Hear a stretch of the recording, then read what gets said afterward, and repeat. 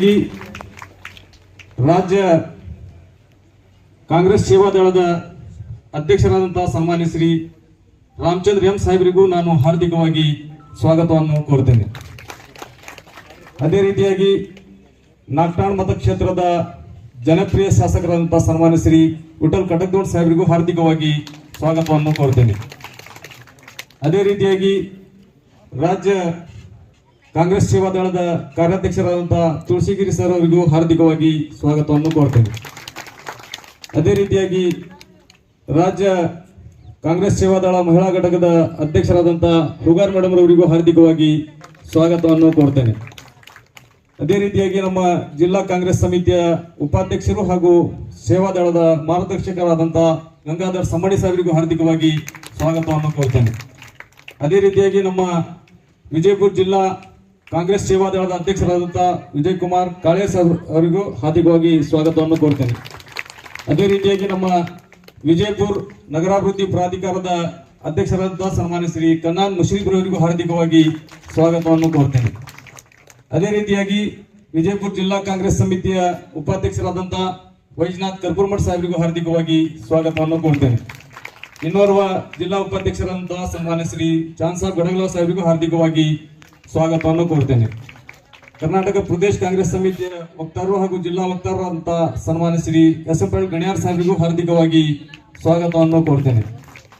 ಅದೇ ರೀತಿಯಾಗಿ ನಮ್ಮ ಕಾಂಗ್ರೆಸ್ ಪಕ್ಷದ ಹಿರಿಯರು ಮಾರ್ಗದರ್ಶಕರು ಮುಖಂಡರಾದಂತಹ ಸನ್ಮಾನ್ಯ ಶ್ರೀ ಡಿ.ಎಲ್. ಚವ್ಹಾಣ್ ಸಾಹೇಬರಿಗೂ ಹಾರ್ದಿಕವಾಗಿ ಸ್ವಾಗತವನ್ನು ಕೋರ್ತೇನೆ. ಅದೇ ರೀತಿಯಾಗಿ ಅಧ್ಯಕ್ಷರು ಮಹಿಳಾ ಕಾಂಗ್ರೆಸ್, ನಾನು ಕೂಡ ಈ 3 ದಿನದ ಸೇವಾದಳದ ತರಬೇತಿಯಲ್ಲಿ ಭಾಗವಹಿಸಿದ್ದೆ. 3 ದಿನ ಕೂಡ ನಾವೆಲ್ಲ ಸಾಕಷ್ಟು ಜನ ಮಹಿಳಾ ಕಾಂಗ್ರೆಸ್ನವರು ಕೂಡ ನಾವು ಭಾಗವಹಿಸಿದ್ದೀವಿ. ಇಲ್ಲಿ ಸೇವಾದಳದಿಂದ ನಾವು ಪಕ್ಷ ಸಂಘಟನೆಯನ್ನು ಯಾವ ರೀತಿ ಮಾಡಬೇಕು, ಪಕ್ಷದ ಸಿದ್ಧಾಂತಗಳೇನು, ಪಕ್ಷ ಯಾವ ರೀತಿ ಹುಟ್ಕೊಂತು, ನಮ್ಮ ಕಾಂಗ್ರೆಸ್ ಪಕ್ಷದ ಒಂದು ಶಿಸ್ತಿನ ಪಕ್ಷ, ಇವತ್ತು ಎಲ್ಲವನ್ನು ನಮ್ಗೆ 3 ದಿವಸದ ತರಬೇತಿಯಲ್ಲಿ ಕಲ್ತೇವೆ. ಮತ್ತು ಹಾಗೂ ಬೆಳಗ್ಗೆ 5 ಗಂಟೆಗೆ ಎದ್ದು ಯೋಗ ಮಾಡೋದು ಮತ್ತು ಪರೇಡ್ ಮಾಡೋದು ಮತ್ತು ಹೆಣ್ಮಕ್ಳು ಕೂಡ ನಮ್ಮ ರಕ್ಷಣೆಯನ್ನ, ನಮ್ಗೆ ಯಾವುದೇ ರೀತಿ ಒಂದು ತೊಂದರೆ ಆದಾಗ ನಮ್ಮ ಆತ್ಮ ರಕ್ಷಣೆಯನ್ನ, ನಮ್ಮ ದೈಹಿಕವಾಗಿ ರಕ್ಷಣೆಯನ್ನ ಯಾವ ರೀತಿ ಮಾಡ್ಕೋಬೇಕು ಅನ್ನೋದನ್ನ ನಮ್ಮ ಸೇವಾದಳದ ಸಂಘಟಕರು ಕಲಿಸಿದ್ರು. ಮತ್ತು ಇವತ್ತು ಮಹಿಳೆಯರಿಗೆ ಅತಿ ಅವಶ್ಯಕತೆ ಇತ್ತು. ನಮ್ಮ ಮಹಿಳೆಯರು, ಯಾಕಂದ್ರೆ ನಾವೆಲ್ಲ ಎಲ್ಲಿ ಬೇಕಾದ್ರೂ ಓಡಾಡ್ತಿರ್ತೀವಿ ಯಾವುದೇ ರೀತಿಯಲ್ಲಿ. ಅಂತ ಸಂದರ್ಭದಲ್ಲಿ ನಮ್ಗೆ ಯಾವುದೇ ರೀತಿ ಕಷ್ಟಗಳು ಬಂದಾಗ ನಮ್ಮ ರಕ್ಷಣೆಯನ್ನು ನಾವು ಯಾವ ರೀತಿ ಮಾಡ್ಕೋಬೇಕು ಅನ್ನೋದು ನಾವು ಸೇವಾದಳದಿಂದ ಕಲ್ತೀವಿ. ಮತ್ತು ಧ್ವಜಾರೋಹಣ ಮಾಡ್ಲಿಕ್ಕೆ ನಾವು ಹೋಗ್ತಿದ್ವಿ, ಆದ್ರೆ ಧ್ವಜವನ್ನು ಹೇಗೆ ಕಟ್ಟಬೇಕು, ಅದನ್ನ ಯಾವ ರೀತಿ ಕಂಬಕ್ಕೆ ಕಟ್ಟಿ ಮೇಲೆ ಏರಿಸ್ಬೇಕು ಮತ್ತು ಯಾವ ರೀತಿ ಇಳಿಸ್ಬೇಕು, ಅದೇ ರೀತಿ ಧ್ವಜ ಹಿಡಿಯೋ ಟೈಮಲ್ಲಿ ರಾಷ್ಟ್ರಗೀತೆ ಹಾಡಿದ್ರ ಅದು ರಾಷ್ಟ್ರಗೀತೆ ಮುಗಿಯುವಷ್ಟರಲ್ಲೇ ಧ್ವಜ ಹಿಡಿಬೇಕು, ಅವು ಯಾವ ನಮ್ಗೆ ಅಷ್ಟೊಂದು ಗೊತ್ತಿರಲಿಲ್ಲ. ಅದಕ್ಕೆ ಅಂಥವೆಲ್ಲ ನಾವು ಸೇವಾದಳದಿಂದ ಇವತ್ತು 3 ದಿವಸದ ಒಂದು ತರಬೇತಿಯಲ್ಲಿ ಕಲ್ತೀವಿ. ಮತ್ತು ಪಕ್ಷದ ಸಿದ್ಧಾಂತದ ಬಗ್ಗೆ, ಪಕ್ಷದ ಇತಿಹಾಸದ ಬಗ್ಗೆ ಮತ್ತು ಮಹಿಳಾ ಕಾಂಗ್ರೆಸ್ ಬಗ್ಗೆ, ಇವತ್ತು ಪುರುಷರು ಮತ್ತು ಮಹಿಳೆಯರು ಇವತ್ತು ನೀವು ನೋಡಬಹುದು ಸಮಾನತೆ ಬಗ್ಗೆ ನಾವು ಕಾಂಗ್ರೆಸ್ ಪಕ್ಷದವರು ಯಾವಾಗ್ಲೂ ಮಾತಾಡ್ತೀವಿ. ಇವತ್ತು ಪುರುಷರು ಎಷ್ಟು ಜನ ಇದಾರೆ, ಇವತ್ತು ನಮ್ಮ ಮಹಿಳೆಯರು ಕೂಡ ಅಷ್ಟೇ ಜನ ಇದ್ದಾರೆ. ಇವತ್ತು ರಾಜೀವ್ ಗಾಂಧಿ ಅವರು ಹೇಳಿಕೊಟ್ಟಂತ ಸಮಾನತೆ ಇವತ್ತು ವಿಜಯಪುರ ಜಿಲ್ಲೆಯಲ್ಲಿ ಮೊದಲ ಬಾರಿಗೆ ನಡೀತಾ ಇದೆ ಅಂತ ನಾನು ಹೇಳಕ್ ಇಚ್ಛೆ ಪಡ್ತೀನಿ. ಯಾಕಂದ್ರೆ ನನಗನ್ಸಿದ ಮಟ್ಟಿಗೆ ಕಾಂಗ್ರೆಸ್ ಪಕ್ಷದಲ್ಲಿ ಇದು ಪ್ರಥಮವಾಗಿ ಸೇವಾದಳದ ತರಬೇತಿ ವಿಜಯಪುರ ಜಿಲ್ಲೆಯಿಂದ ಪ್ರಾರಂಭವಾಗಿದ್ದು. ನಮ್ಮ ಸರ್ ರಾಮಚಂದ್ರಪ್ಪ ಸರ್ ಹೇಳ್ತಾ ಇದ್ರು ಇಲ್ಲಿ ಪ್ರತಿ ಜಿಲ್ಲೆಯಲ್ಲೂ ಇನ್ಮೇಲೆ ಪ್ರಾರಂಭ ಮಾಡ್ತೀವಿ ಅಂತ ಹೇಳಿ.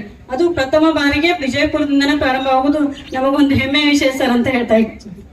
ಅದೇ ರೀತಿ ಇವತ್ತು ಸೇವಾದಳದವ್ರು ಏನು ಇಲ್ಲೊಂದು ತರಬೇತಿಯನ್ನು ಮಾಡಿಕೊಟ್ರು ನಮ್ಗೆಲ್ಲ ಮಹಿಳೆಯರಿಗೂ ಮತ್ತು ಪುರುಷರಿಗೂ ಬಹಳಷ್ಟು ಒಂದು ಕಲ್ತೀವಿ 3 ದಿವಸದೊಳಗ ಅಂತ ನಾನು ಹೇಳಿ ನಾನು 2 ಮಾತನ್ನು ಮುಗಿಸ್ತೀನಿ. ಧನ್ಯವಾದ.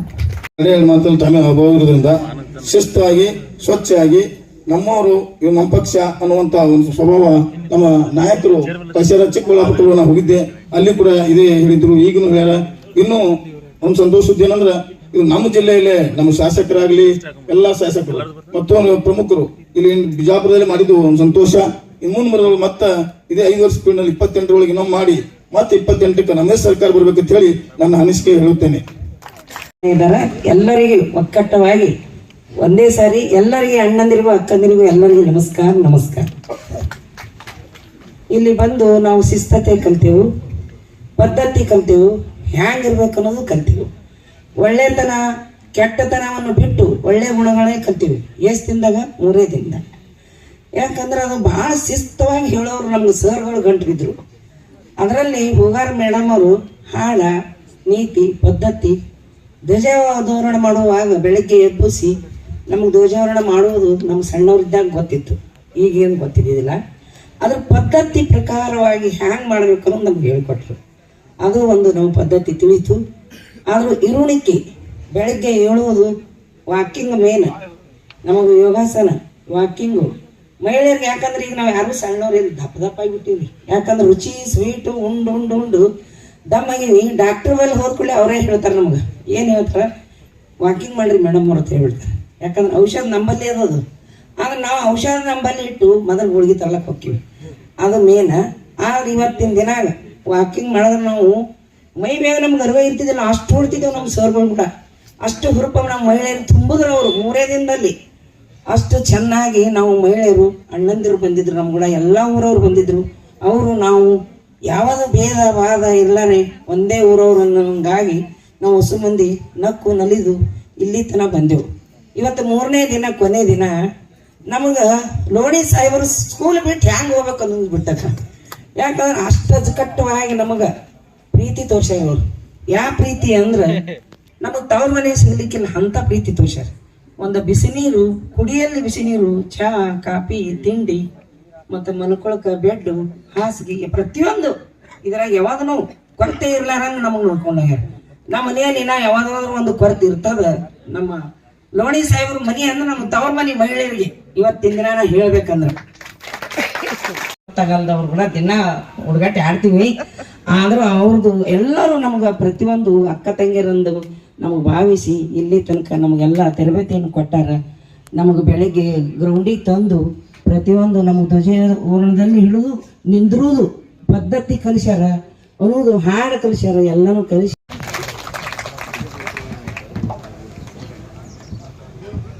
ಪುರುಷರ ಗಂಡು ಮಕ್ಕಳು ಯಾರಾದ್ರು ಪುರುಷರ ಹತ್ರ ಬನ್ನಿ.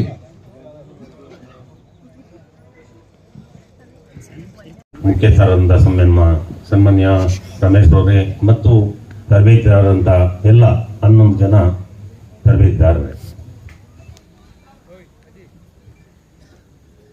ನಾವು ಒಂದು ಕಳೆದ 3 ತಿಂಗಳ ಹಿಂದೆ ಅಖಿಲ ಭಾರತ ಕಾಂಗ್ರೆಸ್ ಸೇವಾದಳದ ಒಂದು ಎಕ್ಸಿಕ್ಯೂಟಿವ್ ಮೀಟಿಂಗ್ ನಡೀತು. ಅದರಲ್ಲಿ ಸನ್ಮಾನ್ಯ ರಾಹುಲ್ ಗಾಂಧಿಯವರು ಒಂದು ಆದೇಶವನ್ನು ನಮಗೆ ಕೊಟ್ಟಿದ್ದಾರೆ. ಆ ಆದೇಶಕ್ಕೆ ಅನುಗುಣವಾಗಿ ಪ್ರತಿ ಜಿಲ್ಲೆಯಲ್ಲಿ ಒಂದು ತರಬೇತಿ ಶಿಬಿರವನ್ನು ಮಾಡಬೇಕು. ಆ ತರಬೇತಿ ಶಿಬಿರ ಪ್ರತಿ ಗ್ರಾಮ ಪಂಚಾಯಿತಿಯಿಂದ, ಟಿಪಿಯಿಂದ, ಜೆಡಿಪಿಯಿಂದ, ಬ್ಲಾಕಿಂದ ಕಾನ್ಸ್ಟೆನ್ಸಿಗೆ ಹೋಗಬೇಕು ಅಂತೇಳಿ ಒಂದು ಫಾರ್ಮೆಟ್ ಕೊಟ್ಟಿದ್ದಾರೆ ನಮಗೆ. ಒಂದು ಪಂಚಾಯಿತಿಯಲ್ಲಿ ಕನಿಷ್ಠ ಪಕ್ಷ 10 ಜನ ಸೇವಾದಳದ ಕಾರ್ಯಕರ್ತರಿರಬೇಕು ಅನ್ನೋದು ಒಂದು ಅವರ ಒಂದು ಯೋಚನೆ ಆಗಿದೆ. ಯಾಕೆಂದರೆ ಕಾಂಗ್ರೆಸ್ ಪಕ್ಷದಲ್ಲಿ ಸ್ವಲ್ಪ ಕೇಡರ್ ಬೇಸ್ ಕಾರ್ಯಕರ್ತರು ಕಮ್ಮಿ ಆಗಿದ್ದಾರೆ.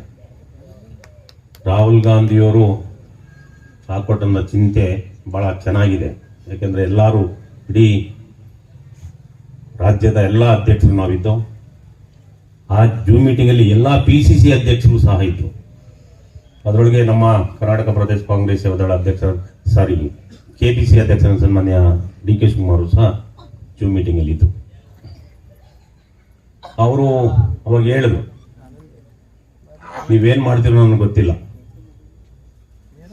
ಪ್ರತಿ ಜಿಲ್ಲೆಯಲ್ಲಿ ಜಿಲ್ಲಾ ಅಧ್ಯಕ್ಷರಿದ್ದಾರೆ, ಅವರ ಒಂದು ಮುಖಂಡತ್ವದಲ್ಲಿ ಆ ಜಿಲ್ಲೆಯ ಸಚಿವರಿದ್ದಾರೆ, ಇನ್ಚಾರ್ಜ್ ಸಚಿವರಿದ್ದಾರೆ, ಶಾಸಕರಿದ್ದಾರೆ, ಮತ್ತೆ ಹಿರಿಯ ನಾಯಕರಿದ್ದಾರೆ, ಡಿಬೇಟೆಡ್ ಕ್ಯಾಂಡಿಡೇಟ್ ಇದ್ದಾರೆ, ಅವರೆಲ್ಲರನ್ನು ಒಳಗೊಂಡಂತೆ ಪ್ರತಿ ಕಾನ್ಸ್ಟಿಟ್ಯೂನ್ಸಿನಲ್ಲಿ 100 ಜನ ಸೇವಾದಳ ಕಾರ್ಯಕರ್ತರನ್ನು ರೆಡಿ ಮಾಡಿ ಮಾರ್ಚ್ ಒಳಗಡೆ ನಮಗೆ ಕೊಡಬೇಕು ಅಂತ ಹೇಳಿ ಒಂದು ಆದೇಶವನ್ನು ಕೊಟ್ಟಿದ್ದಾರೆ. ನಾವು ಜನರಲ್ ಬಾಡಿ ಮೀಟಿಂಗ್ ಮಾಡಿ ಅಲ್ಲಿನ ಬಂದು ಎಲ್ಲ ಜಿಲ್ಲಾ ಅಧ್ಯಕ್ಷರು ಮತ್ತು ರಾಜ್ಯ ಪದಾಧಿಕಾರಿಗಳನ್ನು ಕರೆದು ನಾವೊಂದು ಫಾರ್ಮೆಟ್ ಅನ್ನು ನಾವು ತಯಾರು ಮಾಡಿದೆ. ಅದೇ ಪ್ರಕಾರ ನಾವು ಎಲ್ಲಿಂದ ಪ್ರಾರಂಭ ಮಾಡಬೇಕು ಅಂತ ಹೇಳಿ ಯೋಚನೆ ಮಾಡಿದ್ರು. ಯಾಕೆ ಮಾಡಬಾರ್ದು ಇದು ಬೆಳಗಾಂ ಡಿವಿಷನ್, ಯಾಕೆಂದ್ರೆ ಕರ್ನಾಟಕ 4 ಡಿವಿಷನ್ ಮಾಡಿದ್ದಾರೆ. ಒಂದು Mysuru division, Bengaluru division, Belgaum division ಮತ್ತು ಗುಲ್ಬರ್ಗ ಡಿವಿಷನ್ ಅಂತೇಳಿ ಇದರೊಳಗೆ 10 ಡಿಸ್ಟ್ರಿಕ್ಟ್ಗಳು ಬರ್ತವೆ. ಒಂದನೇದು. ಎರಡನೇದು, ಮಹಾತ್ಮ ಗಾಂಧಿಯವರು ಬೆಳಗಾವಿಯಲ್ಲಿ AICC ಅಧಿವೇಶನ ನಡೆಸಿ ಕಾಂಗ್ರೆಸ್ ಪಕ್ಷದ ಅಧ್ಯಕ್ಷರಾಗಿ ಅಧಿಕಾರ ತಗೊಂಡು 100 ವರ್ಷ ಆಗಿದೆ. ಡಿಸೆಂಬರ್ 25, 26, 27ಕ್ಕೆ ಆ ಒಂದು ಕಾರ್ಯಕ್ರಮನ ಅತ್ಯುತ್ತಮವಾಗಿ ಅಚ್ಚುಕಟ್ಟಾಗಿ ಬೆಳಗಾವಿಯಲ್ಲಿ ನಡೆಸಬೇಕು ಅಂತೇಳಿ KPC ಅಧ್ಯಕ್ಷರು ತೀರ್ಮಾನ ಮಾಡಿದ್ರು ಆ ಜೂಮ್ ಮೀಟಿಂಗ್ ಇದೆ. ಅವಾಗ ಒಂದು ಕಾರ್ಯಕ್ರಮವನ್ನು ಹಾಕೊಂಡ್ರು. ಯಾಕೆಂದ್ರೆ ಶಾಸಕರು ಎಲ್ಲರೂ ಕರೆದು ಆಲ್ರೆಡಿ ಮಾತಾಡಾಗಿದೆ ಅವ್ರಿಗೆ. ಬೆಳಗಾವಿಯಲ್ಲಿ 26, 27, 28 ಒಂದು CWC ಮೀಟಿಂಗ್ ನಡೀಬೇಕು. AICC ಮಾಡಬೇಕು ಅನ್ಕೊಂಡಿದ್ರು, CWC ಮೀಟಿಂಗ್ ನಡೀಬೇಕು. 2 KPCC ಒಂದು ಕನ್ವೆನ್ಷನ್ ನಡೀಬೇಕು. 3ನೇದು ಕಾಂಗ್ರೆಸ್ ಸೇವಾದಳದ ಅಧಿವೇಶನ ನಡೀಬೇಕು ಅಂತ ಹೇಳಿ ತೀರ್ಮಾನ ಮಾಡಿದ್ದಾರೆ. ಈ ಕಾಂಗ್ರೆಸ್ ಪಕ್ಷದ ಸೇವಾದಳಕ್ಕೆ ಒಂದು ಇತಿಹಾಸ ಇದೆ. ಇದು ಸ್ವತಂತ್ರ ಪೂರ್ವದಲ್ಲಿ ಮತ್ತು ಸ್ವತಂತ್ರ ನಂತರವೂ ಸಹ ಕಾಂಗ್ರೆಸ್ ಸೇವಾದಳ ಇದೆ. 1923ರಲ್ಲಿ ಕಾಂಗ್ರೆಸ್ ಸೇವಾದಳ ಸ್ಥಾಪನೆ ಆಯಿತು. ಕಳೆದ 23ಕ್ಕೆ ಒಂದು 100 ವರ್ಷದ ತುಂಬಿ ಈಗ 101 ವರ್ಷನೇ ವರ್ಷ. ಯಾರು ಒಬ್ರಿಗೊಬ್ರು ಏನು ಸಮಸ್ಯೆಯನ್ನ ಮಾಡದೆ ತಾವೆಲ್ಲರೂ ಏನು ಕೂಡಿ ಬಾಳಿ 3 ದಿವಸ ತಾವೆಲ್ಲರೂ ಅತ್ಯಂತ ವಿನಯದಿಂದ ತಮ್ಮ ಕಾರ್ಯವನ್ನು ಏನು ಮಾಡಿದಿರಿ ಅದಕ್ಕೆ ನಾನು ಅಭಿನಂದನೆಗಳನ್ನ ಕೃತಜ್ಞತೆಗಳನ್ನ ಮೊದಲು ಹೇಳಕ್ಕೆ ಇಚ್ಛೆ ಪಡ್ತಾ ಇದ್ದೀನಿ. ಅಷ್ಟೇ ಅಭಿನಂದನೆಗಳನ್ನ ಕೃತಜ್ಞತೆಗಳನ್ನ ನಮ್ಮ ಅಧ್ಯಕ್ಷರಿಗೂ ಹೇಳಕ್ಕೆ ಇಚ್ಛೆ ಪಡ್ತಾ ಇದ್ದೀನಿ ಬಂಧುಗಳೇ. ನಾನು ಯಾಕಪ್ಪ ಅನ್ನೋದು, ಒಂದು ಪಕ್ಷ ಉಳಿಬೇಕಪ್ಪ ಅಂದ್ರೆ ಹರಿಯುವ ನೀರಾಗಿರ್ಬೇಕು, ನಿಂತ ನದಿ ಆಗಬಾರ್ದು, ಹರಿಯುವ ನದಿಯಾಗೇ ಇರ್ಬೇಕು. ಅದರಲ್ಲಿ ಯಾವುದೂ ಹರಿಯುವ ನದಿಯಲ್ಲಿ ಹುಳ ಆಗಂಗಿಲ್ಲ. ಎಲ್ಲ ರೀತಿಯಿಂದ ಒಳ್ಳೆಯ ಸ್ವಚ್ಛ ನೀರು ಇರ್ತೈತಿ. ಆದ್ರೆ ಅದು ನಿಂತ ನೀರು ಇತ್ತಪ್ಪ ಅಂದ್ರೆ ಹ್ಯಾಂಗ ಎಲ್ಲ ಹುಳ ಹುಪ್ಪಡಿ ಎಲ್ಲ ಆಗ್ತಾವ. ಅದಕ್ಕೆ ಏನಪ್ಪ ಅಂದ್ರೆ ನಮ್ಮ ಅಧ್ಯಕ್ಷರಿಗೆ ನಾನು ಬಹುಶಃ ನಾನು ಬೇರೆ ಪಕ್ಷದಿಂದ ಬಂದವನಿರಬಹುದು, ಆದ್ರೆ ಇಲ್ಲಿ ನನಗೇನು ಸಂತೋಷ ಅನ್ಸೈತಪ್ಪ ಅಂದ್ರೆ ಯಾವಾಗ ಲೋಣಿಯವರು ಅಧ್ಯಕ್ಷರಾಗ್ಯಾರ ಅಂದಿನ ಹಿಡಿದು ಕಾರ್ಯಕ್ರಮಗಳ ಮೇಲೆ ಕಾರ್ಯಕ್ರಮ ನಡೀತಾ ಇದೆ. ಇದು ಸಂತೋಷದಾಯಕ ವಿಷಯ ಬಂಧುಗಳೇ, ಶ್ರದ್ಧೆ ತಾಯಂದಿರೇ. ಬಂಧುಗಳೇ, ಇವತ್ತು ನೋಡಿ ಭಾರತ ದೇಶ 47ರಲ್ಲಿ ಸ್ವತಂತ್ರ ಪಡೀತು. ಸ್ವಾತಂತ್ರ್ಯ ಪಡಿಬೇಕಾಗಿತ್ತಪ್ಪ ಅಂದ್ರೆ 47ಕ್ಕೆ ಮುಂಚೆ ಇಡೀ